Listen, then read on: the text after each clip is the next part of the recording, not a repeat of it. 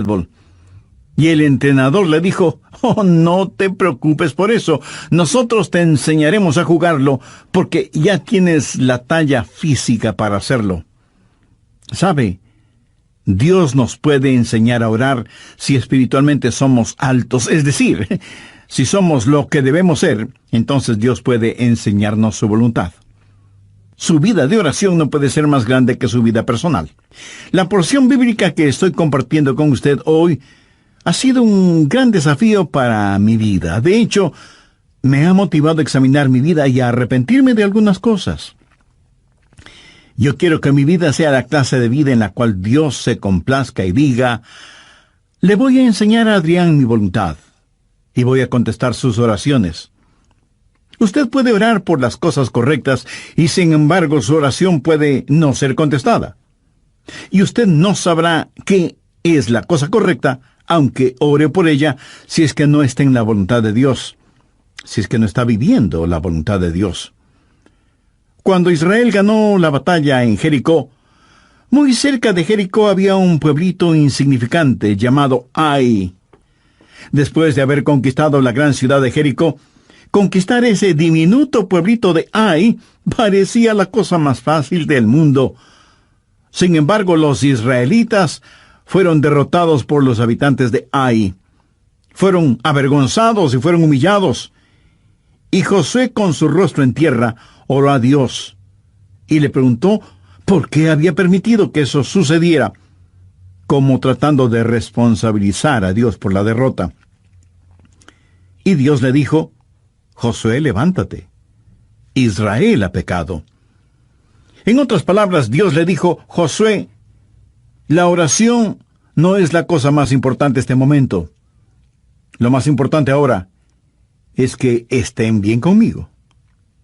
Verá, la oración es una especie de cortina de humo con la cual podamos ocultar nuestro pecado. La Biblia claramente lo dice en el Salmo 66:18: «Si en mi corazón hubiese yo mirado la iniquidad, el Señor no me habría escuchado». Es la vida la que ora. Usted puede predicar aún sin estar bien con Dios. Y debo confesar con vergüenza, pena y arrepentimiento que algunas veces yo he sido culpable de eso. Usted puede enseñar sin estar bien con Dios. Es más, usted puede testificar sin estar bien con Dios. ¿Sabe por qué?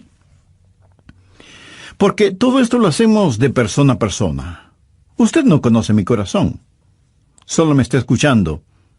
Y está probablemente diciendo: «Espero que esté en lo correcto, pastor. Creo que usted es un buen hombre».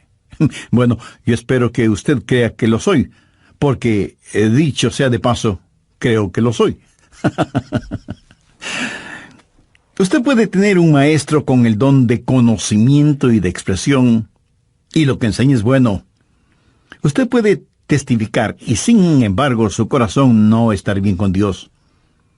Pablo dijo en Filipenses 1:16, «Los unos anuncian a Cristo por contención, pensando añadir aflicción a mis prisiones». Y en el verso 18 hace una profunda declaración.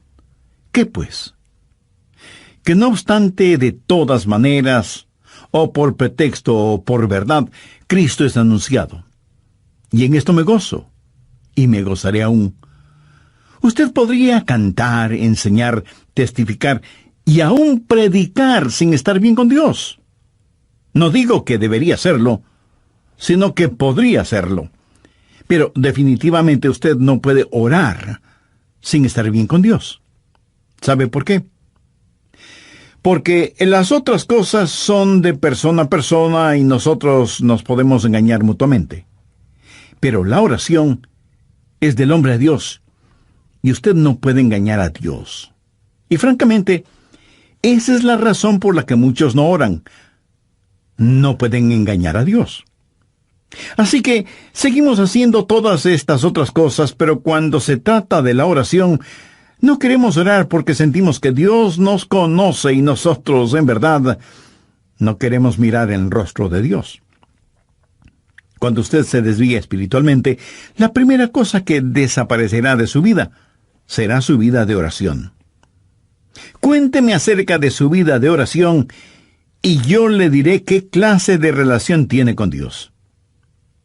Cuando usted apostata, lo primero que dejará no será necesariamente el ganar almas, o el enseñar, o el predicar, o el cantar, o su trabajo en la iglesia, o ser miembro de algún comité, o ser anciano o diácono de su iglesia. No. Lo primero que desaparecerá de su vida será la oración.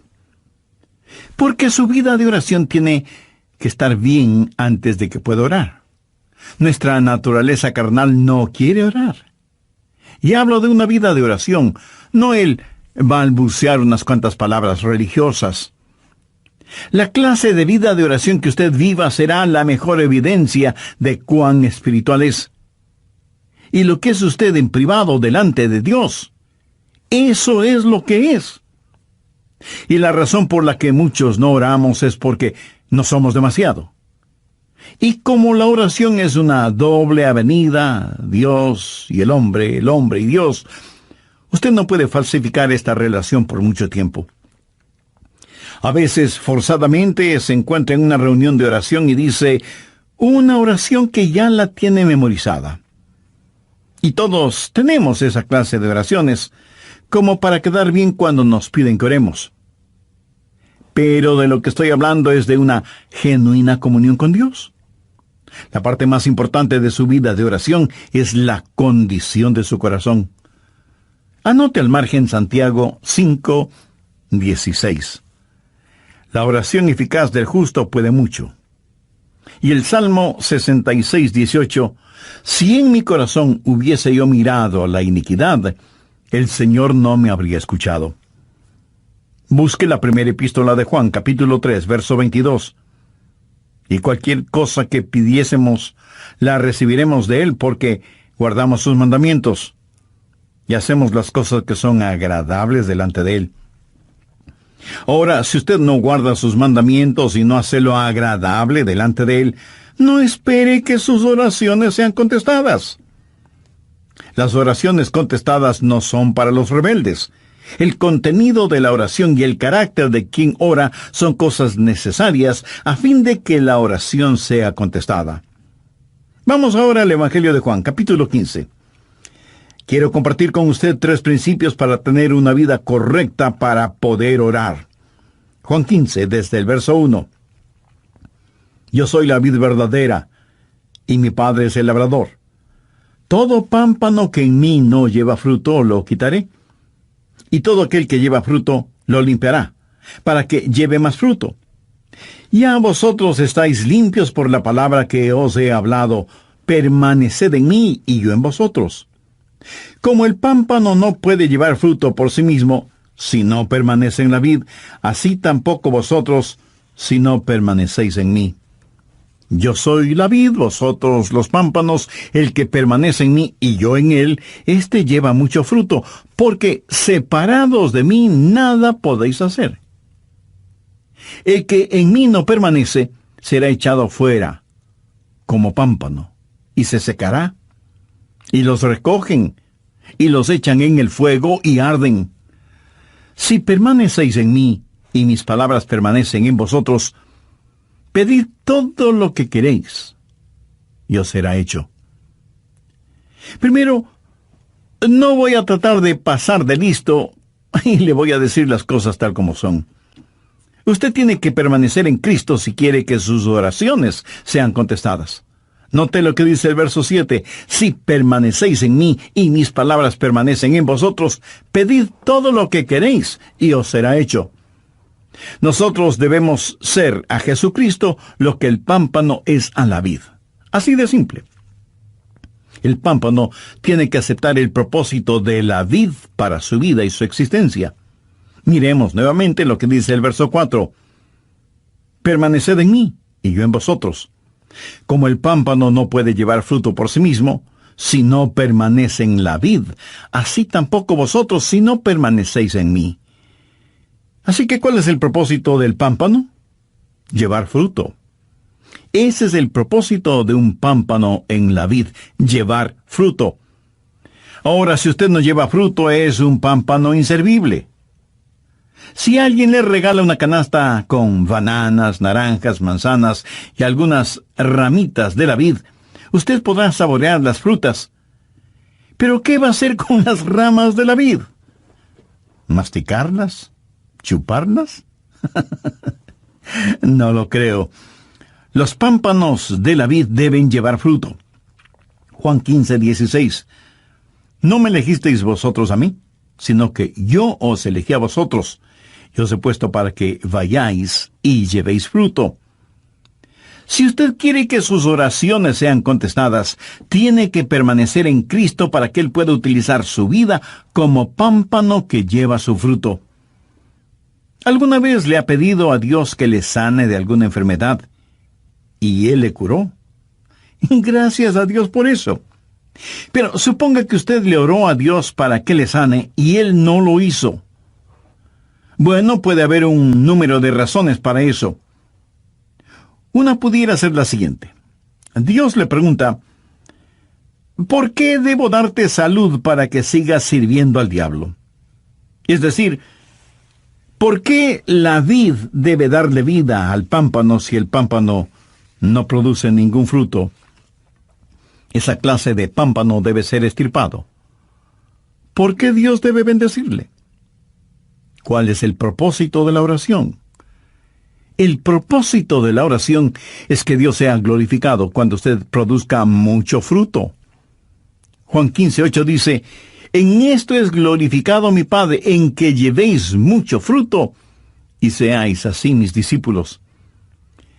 Amigo, permítame preguntarle en una forma muy personal, ¿es su vida una vida que glorifica a Dios? Y si es que su vida no glorifica a Dios, ¿por qué debería Dios contestar sus oraciones? Recuerde que usted dará fruto solo cuando permanezca en Cristo. No necesitamos más pámpanos. Lo que necesitamos son pámpanos saludables que permaneciendo en la vid den mucho fruto. El pámpano no produce el fruto. Lo único que hace es llevar el fruto. El fruto no es la responsabilidad del pámpano, es la responsabilidad de la vid. La responsabilidad del pámpano es permanecer en la vid. ¿Le parecería correcto el pedir a Dios que le bendiga financieramente cuando no tiene ninguna intención de dar para la obra de Dios por medio de su iglesia o de organizaciones misioneras? ¿Le parecería lógico el orar que Dios le dé buena salud cuando su cuerpo lo ha dedicado para sus propios placeres y no para que sea la morada del Espíritu Santo? ¿Cree usted que sería correcto el orar por sus familiares, vecinos y amigos perdidos cuando usted no quiere ser el instrumento de Dios para ese propósito y está esperando que Dios envíe a otra persona para que haga ese trabajo? ¿Cree que es correcto orar por alguien que necesita ayuda, que necesita una mano compasiva de misericordia? Y a lo único que se compromete usted es a orar, pero no a ayudar en forma práctica. Déjeme decir todo esto de otra forma. Estaría bien que el pámpano le orara a la vid y le dijera, veo que vas a producir muchos racimos de jugosas uvas, y no estuviera dispuesto a llevar algunos de esos racimos. Si no permanecemos en la vid, si como pámpanos no estamos dispuestos y listos para cumplir el propósito de la vid, ¿por qué Dios debería derramar sus bendiciones sobre nosotros? Veamos nuevamente el verso 7. Si permanecéis en mí y mis palabras permanecen en vosotros, pedid todo lo que queréis y os será hecho. Si usted todavía no es un pámpano en la vid, le invito a orar de la siguiente manera. Señor Jesús, yo deseo ser uno de tus pámpanos. Deseo tu vida fluyendo a través de la mía. Pero antes necesito que perdones mis pecados, me limpies, me sanes y me salves. Agradezco tu sacrificio por mí en la cruz del Calvario y pido tu ayuda para llevar el fruto que tú quieres que lleve. Hazme la clase de persona que tú quieres que sea. Y ven este mismo momento a mi corazón y sé mi Salvador y mi Señor. Lo pido en tu santo nombre. Amén. Si usted hizo esa decisión por Cristo, tenga la amabilidad de escribirnos al respecto. Deseamos gozarnos espiritualmente con usted y al recibir su carta, tendremos el privilegio de orar por usted. Que Dios le bendiga.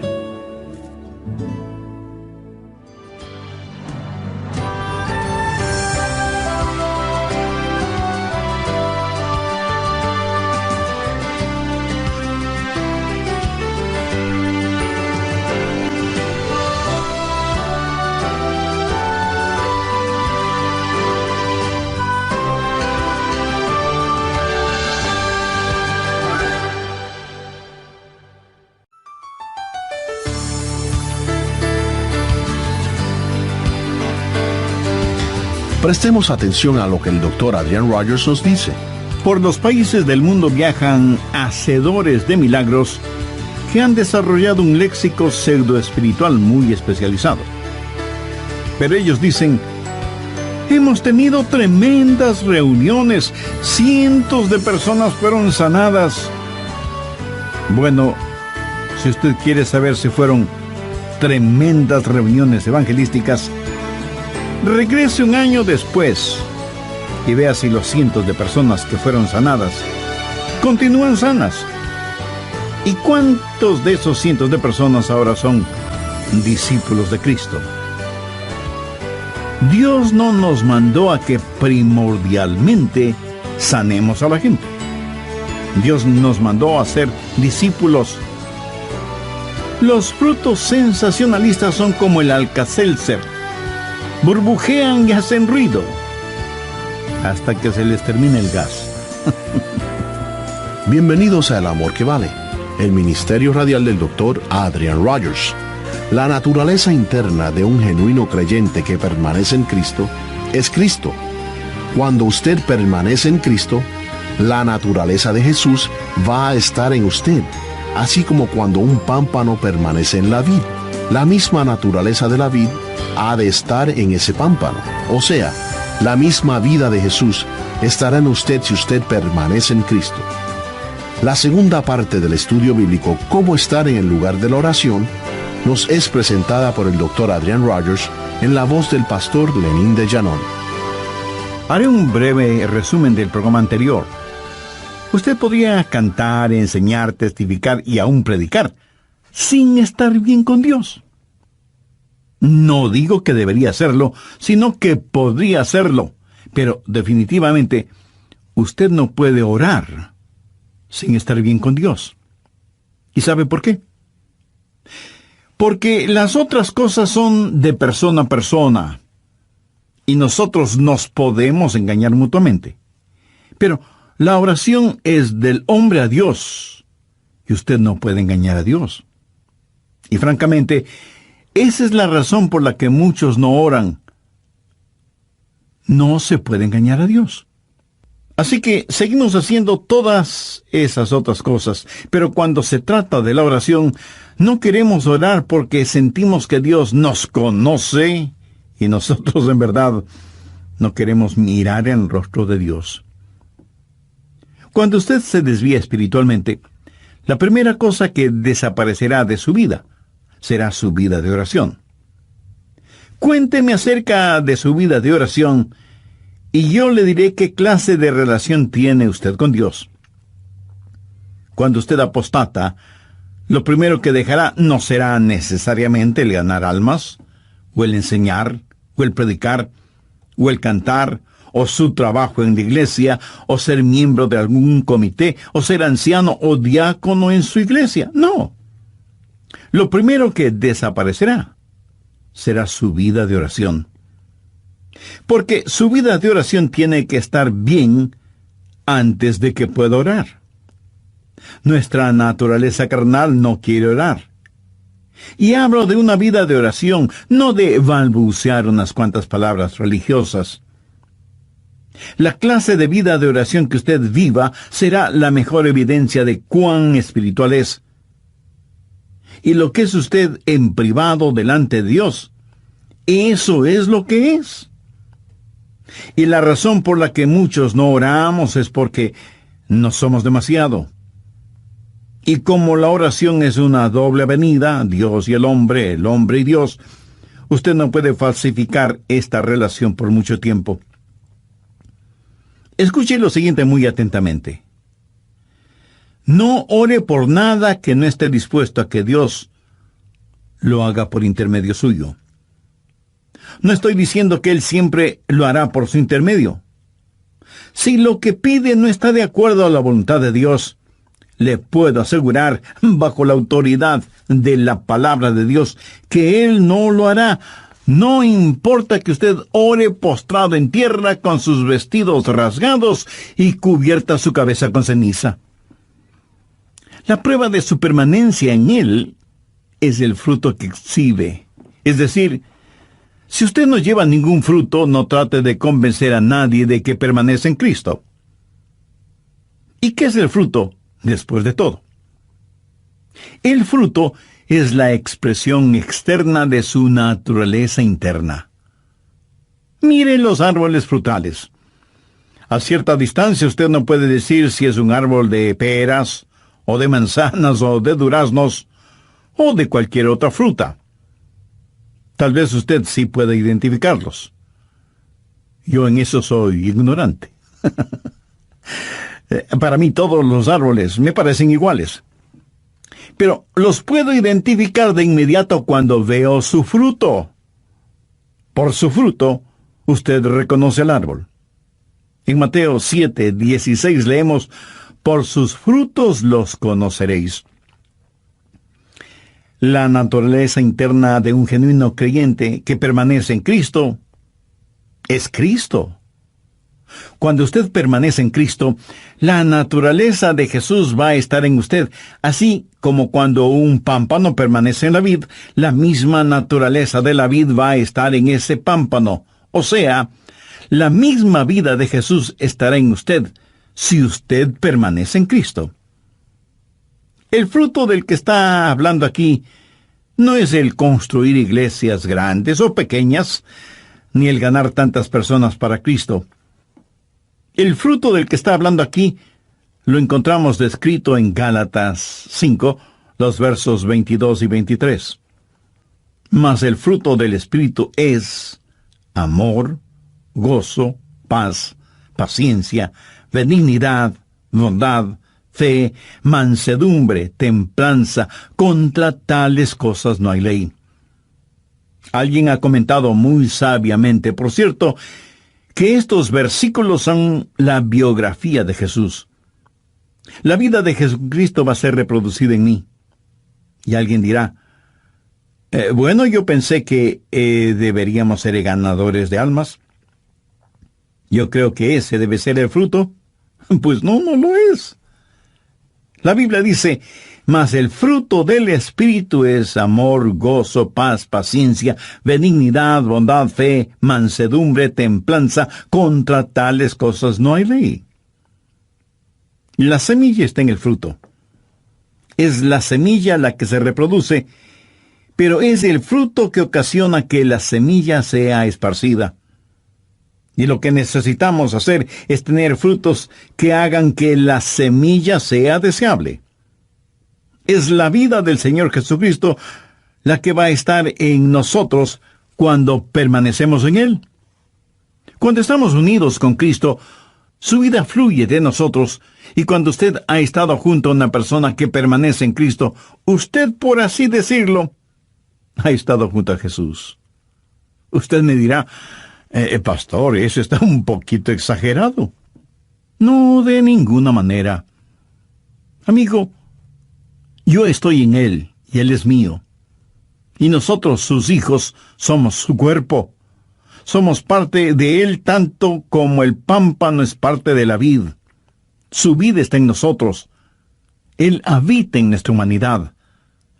Pablo, escribiendo a los hermanos en Galacia, les dijo: ya no vivo yo, mas vive Cristo en mí. ¿Sabe cuál es el problema? La gente está teniendo contacto con iglesias, denominaciones, programas y estructuras. Y lo que la gente realmente necesita es tener contacto con Jesucristo. Necesitan conocer a Jesús.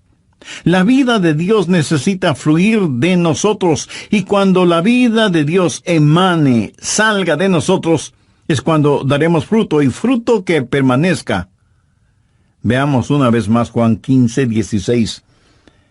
No me elegisteis vosotros a mí, sino que yo os elegí a vosotros, y os he puesto para que vayáis y llevéis fruto.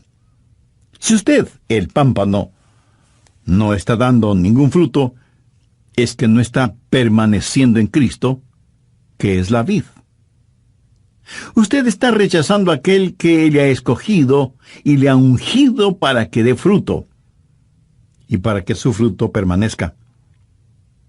Otra vez diré que el fruto del que estamos hablando no es ningún edificio, porque a la larga todos los edificios se convertirán en ruinas. Solo espere que pase el tiempo.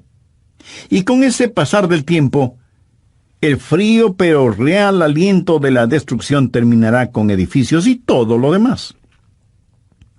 Todo lo que el hombre construye, el hombre lo puede destruir, o el tiempo lo hará.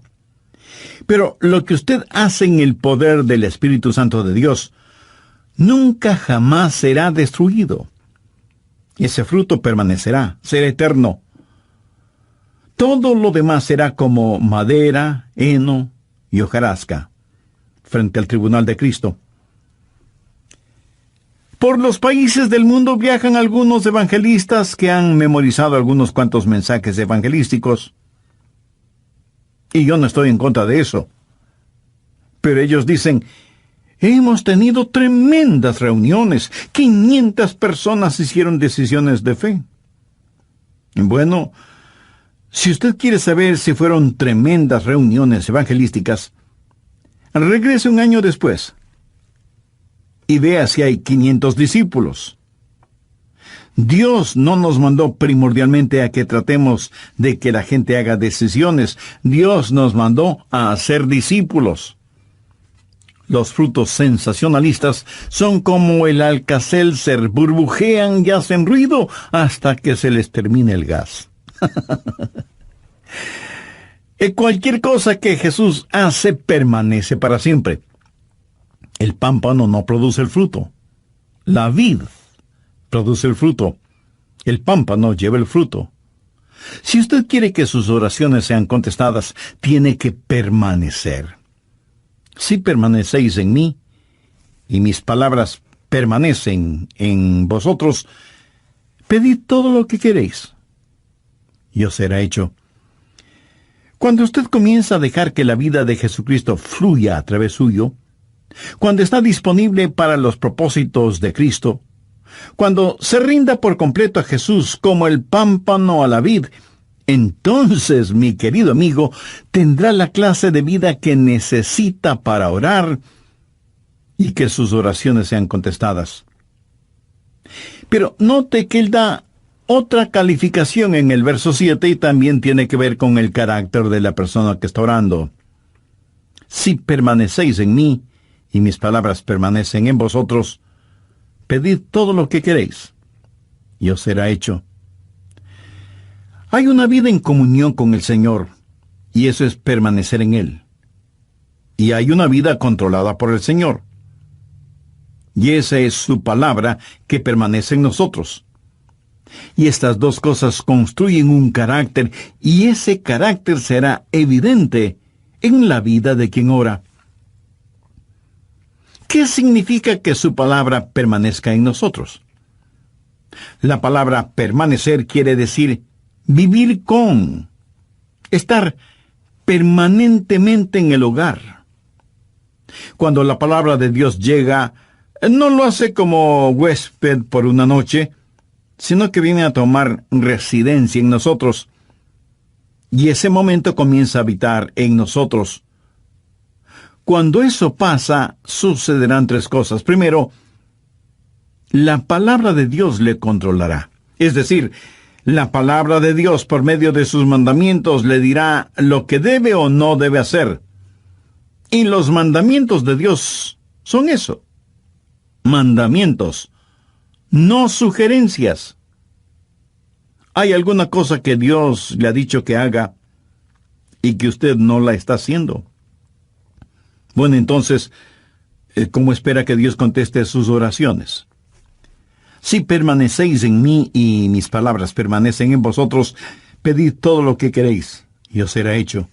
Ahora, usted tiene que aceptar que Dios le va a controlar, que usted va a ser controlado por la palabra de Dios. Segundo, la palabra de Dios le limpiará. Juan 15:2. Todo pámpano que en mí no lleva fruto lo quitará, y todo aquel que lleva fruto lo limpiará, para que lleve más fruto. O sea que hay un proceso de poda. ¿Cómo Dios hace eso? ¿Qué herramienta usa? Bueno, leamos el verso 3. Y a vosotros estáis limpios por la palabra que os he hablado. ¿Notó eso? La palabra de Dios es la podadora. La palabra de Dios es la que le controla. La palabra de Dios es la que le limpia.